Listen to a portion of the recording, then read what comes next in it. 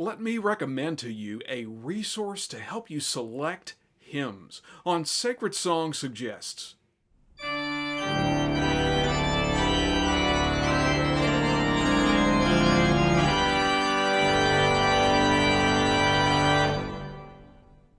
Hi, I'm Mark Ballage, and this is Sacred Song Suggests, where we make recommendations for resources that help you plan and lead worship. In this video, we're going to give you a resource that helps you select hymns for worship. Now, I got to start out and tell you that I really do not like to pick hymns for worship.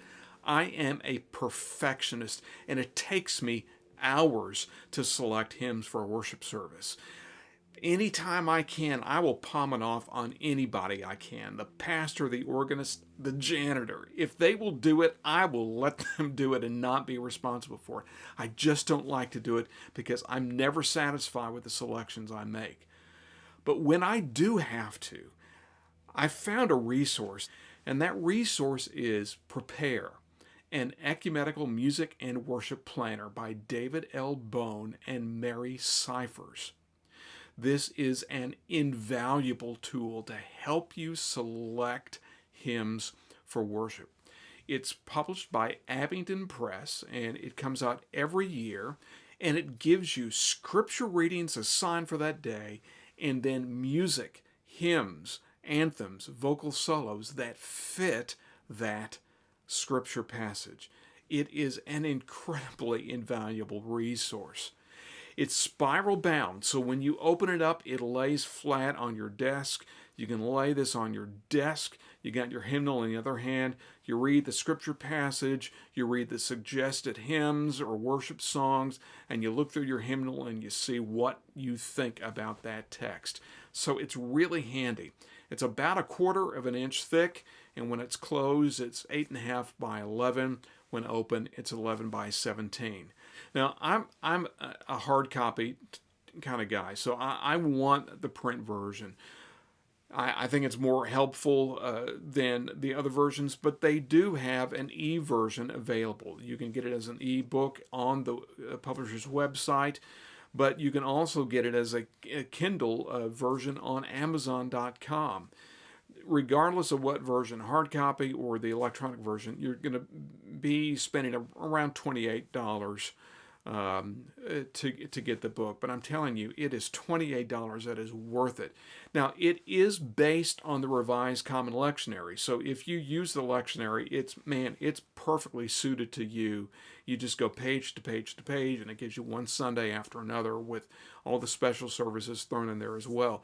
But just because it's based on the Revised Common Lectionary does not at all diminish its effectiveness if you don't use the lectionary, because it's got an index in the back and it lists all the scripture readings, and you just simply go look for your scripture reading. It tells you what Sunday that would be used in that particular year.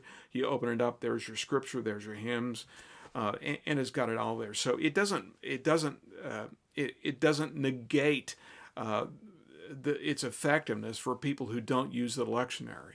It gives you the scriptures, it prints them out for you in the book, and it gives you the hymns that fit it. And that's the most important thing. So in one book, when you open it up, you got facing pages. On the left side, you're going to have all of your scripture readings, and you can get it in 2 versions of the Bible, the New Revised Standard Version or the Common English Bible, whichever one works best for you. And on the right-hand page, it's going to list all the music suggestions. So it's got it on one page. It's just so handy. It ties directly into about 16 different hymnals, and it's a cross-section of denominations, of Protestant denominations. You've got the gamut from Southern Baptists all the way to Episcopalian, and in between you've got Disciples of Christ, Methodist, Presbyterians, 2 different Lutheran hymnals as well.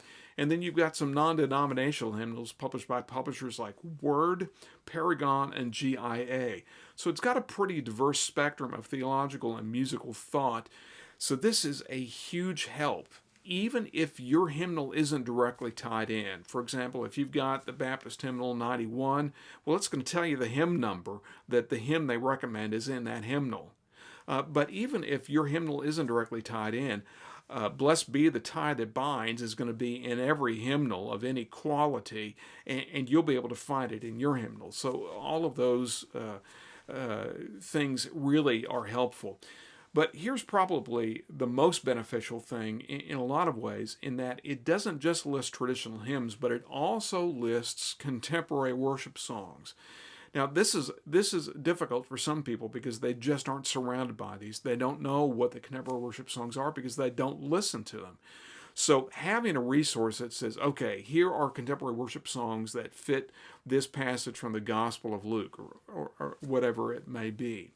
The one thing I would caution you on is just because someone recommends a contemporary worship song doesn't mean that it's really a singable contemporary worship song. The hymnal really helps eliminate the worst examples of historic music. But there is no filter for contemporary worship song other than your musical judgment. So if you need some help, I ask you to check out a video I've done, How to Select New Hymns for Traditional Worship. You'll find it linked in the description below or in the card above. It'll take you there. It gives you some criteria to use to how do you select the best of contemporary worship songs. But this resource, Prepare, man, it gives you contemporary worship songs and ties it directly into the scriptures you're looking for. In this listing of hymns, it's going to tell you whether that hymn fits with the Old Testament reading assigned for the day, the psalm assigned for that day, the epistle reading, or the gospel reading assigned for that day.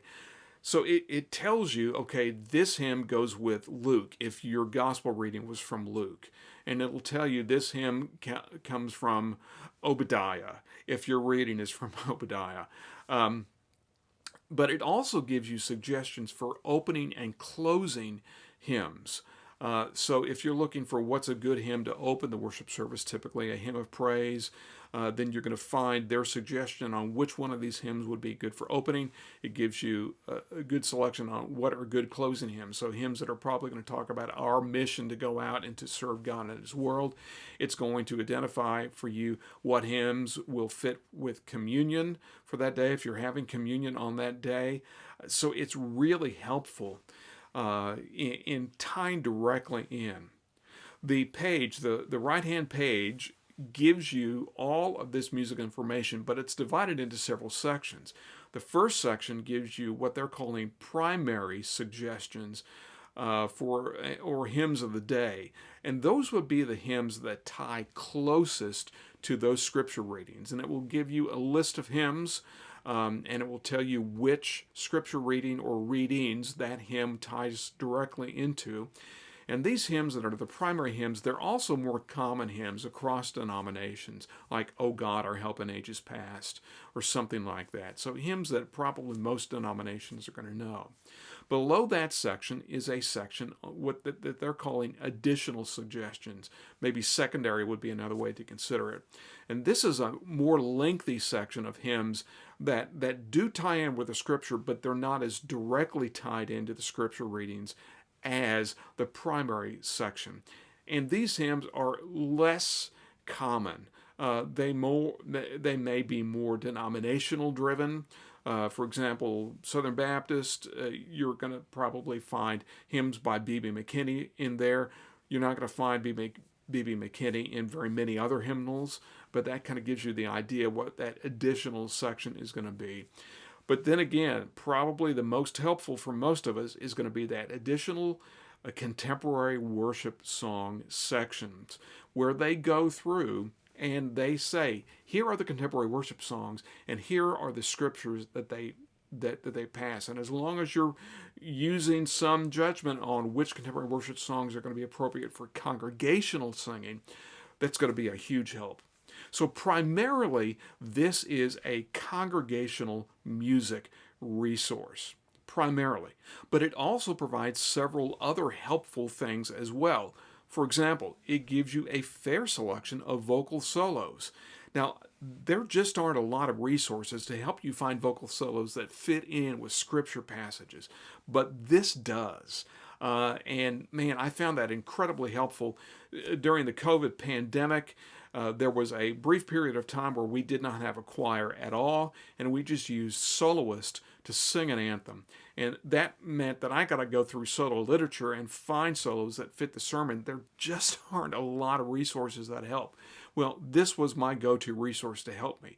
If it didn't help me find something, it gave me ideas of other things that I knew I could put my fingers on. So it can be very helpful. Now, I got to tell you, if you know of a resource that lists vocal solos in scripture order, and there are some resources, but they're dated. If you know something that's current, man, let us all know, because we can all use that. Just drop it down in the comments section below, and we'll make sure that everybody gets that. Prepare also has a very limited suggestion of choral anthems to use. I've not found this to be as helpful.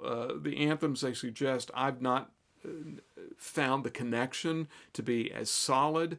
Other people may find it to be a good match. I've not found it, but what I have found is that their suggestions will give me ideas of other anthems that I do know about, and it will connect in with that. So it does provide a little bit of help with choral literature. It also provides some non-musical ideas, some visual things like iconography that you could use on the screens or in the bulletin, different ways to decorate the chancel area or the altar area. It gives you, it ties you into some resources for prayers that would fit the scriptures for that day. It gives you ties in for things like introits for the choir or congregation to read or sing. It gives you some ideas of where to find resources for benedictions, other acts of worship that you may find. It also lists for you on each page. It tells you what the liturgical color is for that Sunday. So if you use the liturgical colors in your worship, well, it's going to tell you the liturgical color for this Sunday is red, so wear red stoles. And that can be really helpful as well. And it's all in one resource instead of having to go to several resources to find all this. And here's the great thing about this resource. You don't have to have the latest, greatest edition. You could use older editions, and they're still relevant, particularly for the traditional hymnody. That, 18th century hymnody is still 18th century hymnody. So you can get some guidance by having older versions available. And certainly you go through and get 3 consecutive years of this edition in older versions, and you've got the complete Revised Common Lectionary, cycle A, B, and C right there. And that may be helpful enough for you. You can find them on eBay. I found them on eBay as well as Amazon being sold as used. So you definitely can use that. And once you get those 3, well, then you've got a complete set for the Revised Common Lectionary. Again, if you don't use the lectionary, it's still helpful because it's got all the scriptures listed in there. So if I were to give this a rating, well, it's sacred song, so I'm going to give this window ratings. And I would give this 5 windows. This is a resource that I definitely recommend. It is so helpful. So definitely use it. Some critiques. For a resource that's based on the Revised Common Lectionary, it does not list on the cover or anywhere in the book what cycles of the lectionary it uses. And that, to me, is a huge oversight. It's designed to be used with the lectionary, but it doesn't tell you which cycle anywhere. So that would be really helpful. I've just marked on my book A/B for the book that starts with year A and concludes with year B. It also doesn't tell you what proper. I had a question, somebody said, what's a good hymn, opening hymn for proper 25? Well, looking in this resource, I have to think, okay, what year is he talking about? Is it A, B, or C? And then I'm like, okay, proper 25, what Sunday is that? Counting back from the last Sunday before Advent, I have to count back to figure out where that was. Well, it would be really helpful if on the top of each page they just put proper 25, proper 32, whatever it's going to be. Another critique that I would say, and there are people who are going to disagree with this, but this resource is based on a school year or a church choir year. So it starts in September and ends in August. But the liturgical year begins in December and ends in November. So each year you get a resource that straddles 2 cycles of the lectionary. Now, if you don't follow the lectionary, that really isn't going to matter to you. But if you do, I found it a little bit cumbersome to be doing that. I understand the idea of putting it in the school year or the choir year because usually you begin your year in September and you end your year probably in May, June, July, or August. So I understand what they were doing. I think I would personally prefer it to be in this is cycle A, cycle B, cycle C book.